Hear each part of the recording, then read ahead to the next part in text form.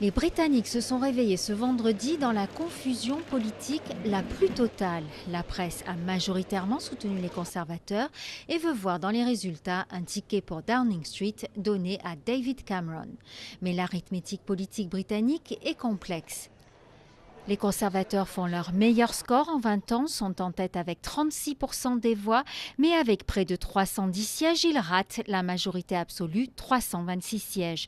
Une majorité indispensable pour former d'emblée un nouveau gouvernement. Les travaillistes remportent 29% des voix et près de 260 sièges. C'est leur plus mauvais score depuis 1983. Et pourtant, Gordon Brown est radieux. On le disait fini, il sait qu'il peut peut-être encore jouer une carte en recherchant un gouvernement de coalition. Bref, gagnant ou perdant, chacun se voit à la tête du futur gouvernement.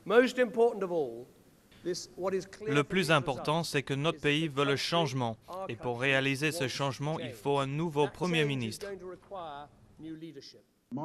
Mon devoir envers le pays, après ces élections, est de jouer mon rôle pour que la Grande-Bretagne ait un gouvernement fort, stable et moral.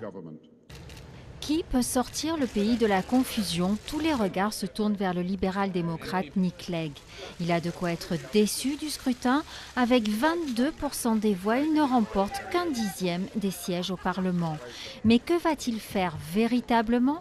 Personne ne le sait. Pour le moment, il estime qu'il revient au premier arrivé dans la course de chercher à constituer un gouvernement. Dans son esprit, il est normal que le parti qui a remporté le plus de voix ait le droit d'essayer en premier de constituer un gouvernement. Mais est-ce que ce gouvernement inclura les libéraux démocrates? Ça, on n'en sait rien.